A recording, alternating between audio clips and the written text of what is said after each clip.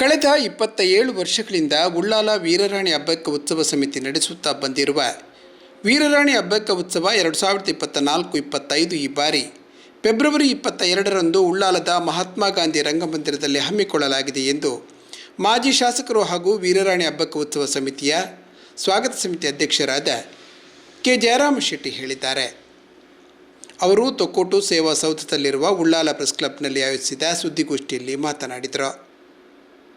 ಈ ಹಿಂದೆ ಸಮಿತಿ ನಡೆಸುವ ಉತ್ಸವಕ್ಕೆ ಸರ್ಕಾರದಿಂದ ಅನುದಾನ ಬರುತ್ತಿತ್ತು. ಆದರೆ ಇದೀಗ ಸರ್ಕಾರದಿಂದ ಅನುದಾನಗಳೇ ಇಲ್ಲ.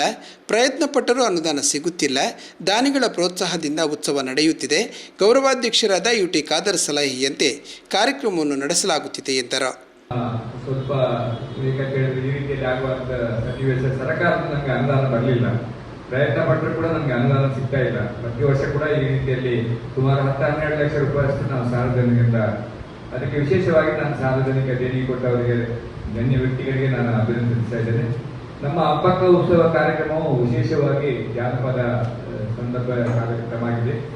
ಅತಿಥಿಗಳನ್ನು ಆಯ್ಕೆ ಮಾಡುವಂತೆ ಇವತ್ತಿನ ಪ್ರಕ್ರಿಯೆ ಪ್ರಾರಂಭ ಆಗ್ತದೆ.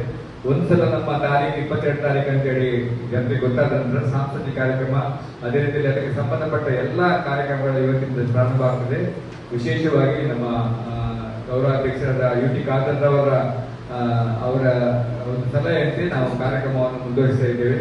ಅವರು ಕೂಡ ನಮ್ಮ ಈ ಕಾರ್ಯಕ್ರಮದಲ್ಲಿ ಭಾಗವಹಿಸ್ತಾ ಇದ್ದಾರೆ, ಸಕ್ರಿಯವಾಗಿ ಭಾಗವಹಿಸ್ತಾ ಇದ್ದಾರೆ. ಅದೇ ರೀತಿಯಲ್ಲಿ ಉಸ್ತುವಾರಿ ಸಚಿವರು ಕೂಡ ನಮ್ಮಲ್ಲಿ ಭಾಗವಹಿಸ್ತಾ ಇದ್ದಾರೆ.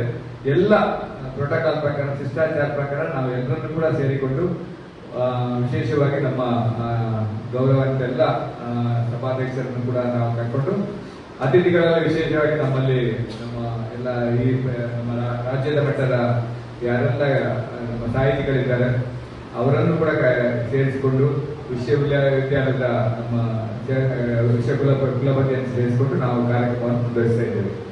ನಗರಸಭೆಯವರು ಕೂಡ ನಮಗೆ ಸಹಾಯ ಮಾಡ್ತಾರೆ ಅಂತ ಹೇಳಿದ್ದಾರೆ. ಅವರನ್ನು ಕೂಡ ಸೇರಿಕೊಂಡು ನಾವು ಮಾಡ್ತಾ ಇದ್ದೇವೆ.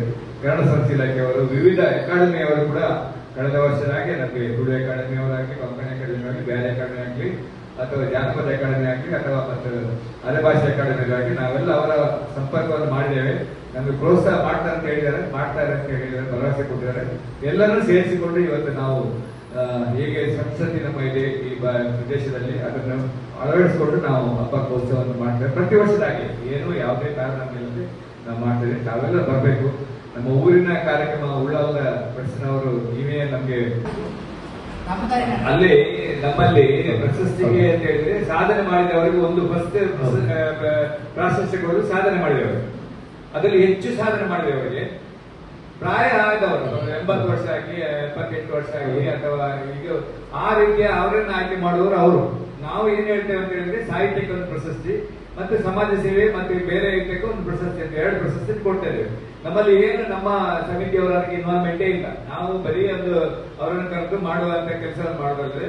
ಅಮೃತ ಸೋಮೇಶ್ವರ ನಿಧನ ಆದ ನಂತರ ನಾವು ಈ ಸಲ ಚಿನ್ನಪ್ಪಗೌಡರ ನೇತೃತ್ವದಲ್ಲಿ, ದಾಮೋದರ ಶೆಟ್ಟಿ ಅವರ ನೇತೃತ್ವದಲ್ಲಿ, ಅದರಲ್ಲಿ ಶಂಕಮಾರ್ ಅವರ ನೇತೃತ್ವದಲ್ಲಿ, ನಮ್ಮ BM ರೋಹಿಣಿ ಅವರ ನೇತೃತ್ವದಲ್ಲಿ ನಾವು ಒಂದು ಸಮಿತಿಯನ್ನು ಮಾಡಿಕೊಂಡು ಸಲಹೆಗಾರರಾಗಿ ಅವರು ಇಟ್ಕೊಂಡಿದ್ದೇವೆ ನಮ್ಮ ಸಮಿತಿಗೆ. ಅವರೇ ಅದರ ಆಯ್ಕೆಯನ್ನು ಮಾಡ್ತಾ ಇದ್ದಾರೆ. ಈಗಾಗಲೇ ಆ ಪ್ರಕ್ರಿಯೆ ನಡೀತಾ ಇದೆ. ಸಮಿತಿ 27 ವರ್ಷಗಳಿಂದ ಹಬ್ಬಕ್ಕ ಸಮಿತಿ ಅಂತ ಹೇಳಿ ಇದೆ. ನಮ್ದು ರಿಜಿಸ್ಟರ್ಡ್ ಆಗಿದೆ. ನಮ್ಗೆ ಇಡೀ ಸರ್ಕಾರದ ಅನುಮೋದನೆ ಕೂಡ ಕೊಟ್ಟಿದೆ. ನಮ್ಗೆ ಬ್ಯಾಲೆನ್ಸ್ ಶೀಟ್ ನಾವು ಮಾಡ್ತೇವೆ. ಇನ್ಕಮ್ ಟ್ಯಾಕ್ಸ್ ನಮ್ಮಲ್ಲಿ ಪ್ಯಾನ್ ಕಾರ್ಡ್ ಇದೆ, ನಮ್ಮದೇ ಅಂತ ಹೇಳಿ ಹಬ್ಬಕ್ಕ ಸಮಿತಿ ಅಂತ ಹೇಳಿ ನಮ್ಮದೇ ಆದ ರೀತಿಯಲ್ಲಿ ನಾವು ಮಾಡ್ತಾ ಇದ್ದೇವೆ. ಅದ್ರಲ್ಲಿ ಎಲ್ಲ ಯಾರಿಗೆ ಸಹ ನಾವು ಅದನ್ನು ಬಿಡ್ಲಿಲ್ಲ ಅಂತ ಬರುವ ವಿಚಾರ ಅಲ್ಲ. ಹಬ್ಬಕ್ಕ ಸಮಿತಿ 27 ವರ್ಷಗಳಿಂದ ಅದೇ ಸಮಿತಿ ಇದೆ. ನಮ್ದು ರಿಜಿಸ್ಟರ್ಡ್ ಟ್ರಸ್ಟ್ ಆಗಿದೆ. ಅದರಲ್ಲಿ ಯಾವುದೇ ರೀತಿಯಲ್ಲಿ ನಮ್ಮಲ್ಲಿ ಇದ್ದಿಲ್ಲ. ಬೇರೆಯವರು ಕಾರ್ಯಕ್ರಮ ಮಾಡೋದು ಬೇರೆ ಬೇರೆ ಹೆಸರಲ್ಲಿ ಮಾಡಬಹುದು. ಹಬ್ಬಕ್ಕ ಹೆಸರಲ್ಲಿ ಬೇರೆಯವರು ಮಾಡಿದ ವಿಚಾರದಲ್ಲಿ ನಮ್ಗೇನು ಬೇಸರ ಇಲ್ಲ. ಆದ್ರೆ ಹಬ್ಬಕ್ಕ ಉತ್ಸವವನ್ನು ನಾವು ಮಾಡುವುದು, ಹಬ್ಬಕ್ಕ ಸಮಿತಿಯವರೇ ನಾವು ಮಾಡುವುದು ಅಂತ ಹೇಳುವ ವಿಚಾರದಲ್ಲಿ ಕ್ಲಾರಿಫಿಕೇಶನ್ ನಾವು ಕೊಡ್ತಾ ಇದ್ದೇವೆ. ಸಮಿತಿಯ ಪ್ರಧಾನ ಕಾರ್ಯದರ್ಶಿ ಧನಲಕ್ಷ್ಮಿ ಗಟ್ಟಿ ಮಾತನಾಡಿ, ಹಬ್ಬಕ್ಕಳ ಹೆಸರಿನಲ್ಲಿ ಕೊಡುವಂತಹ ಪ್ರಶಸ್ತಿ ಪುರಸ್ಕಾರ ಈ ಬಾರಿ ನಗದನ್ನು ಒಳಗೊಂಡಿದೆ. ಸಾಹಿತ್ಯ ಸೇರಿದಂತೆ ಕ್ರೀಡೆ, ಸಾಮಾಜಿಕ, ವೈದ್ಯಕೀಯ ಕ್ಷೇತ್ರದಲ್ಲಿ ಸಾಧನೆಗೈದವರನ್ನು ಗುರುತಿಸಿ ಆಯ್ಕೆಯನ್ನು ಮಾಡಲಾಗುತ್ತಿದೆ ಎಂದರು. ರಾಜ್ಯ ಮಟ್ಟ, ರಾಷ್ಟ್ರ ಮಟ್ಟದಲ್ಲಿ ಕೂಡ ಇರುತ್ತೆ, ಡಿಪೆಂಡಿಂಗ್ ಆನ್ ಆ ಸಮಿತಿಗೆ ಬಂದಿರುವಂತ ಅಪ್ಲಿಕೇಶನ್ಸ್. ಈಗಾಗಲೇ ನಾವು ಪತ್ರಿಕೆಯಲ್ಲಿ ಸಮಿತಿಯಿಂದ ಕೊಟ್ಟಿದೆ ಅರ್ಜಿ ಆಹ್ವಾನ ಅಂತ ಬಹಳಷ್ಟು ನಮ್ಮಲ್ಲಿ ಬಂದಿದೆ, 2 ಕ್ಯಾಟಗರಿಯಲ್ಲಿ ಕೂಡ. ಈಗ ಅದನ್ನು ಸರ್ ಹೇಳಿದಾಗೆ ಚಿನ್ನಪ್ಪಗೌಡರ ಅಧ್ಯಕ್ಷತೆ ಸಲಹೆಗಾರರಿಗೆ ನಾವು ಅದನ್ನು ಮುಟ್ಟಿಸುವ ಪ್ರಕ್ರಿಯೆ ಆಗಿದೆ. ಇನ್ನು ಅವರು ಸ್ಕ್ರೂಟಿನಿ ಮಾಡಿ ಆಯ್ಕೆ ಮಾಡಿ ನಮ್ಮ ಸಮಿತಿಗೆ ಅದನ್ನು ವರದಿಯನ್ನ ನೀಡ್ತಾರೆ.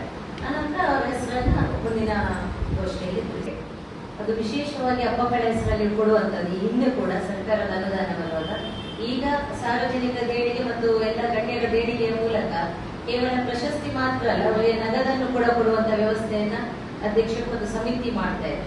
ಇಲ್ಲಿ ಒಂದು ಪರ್ಟಿಕ್ಯುಲರ್ ಆಗಿ ಸಾಹಿತ್ಯ ಕ್ಷೇತ್ರದಲ್ಲಿ ಮತ್ತು ಬೇರೆ ಬೇರೆ ಕ್ಷೇತ್ರದಲ್ಲಿ, ಅದು ಕ್ರೀಡೆ ಇರ್ಬೋದು, ಸಾಮಾಜಿಕ, ವೈದ್ಯಕೀಯ, ಬೇರೆ ಬೇರೆ ಕ್ಷೇತ್ರದಲ್ಲಿರುವಂತಹ ಒಂದು ಸಾಧನೆ ಮಾಡಿದ ಹಿರಿಯ ಮಹಿಳೆಯರಿಗೆ ವಿಶೇಷವಾದ 2 ಪ್ರಶಸ್ತಿಗಳು.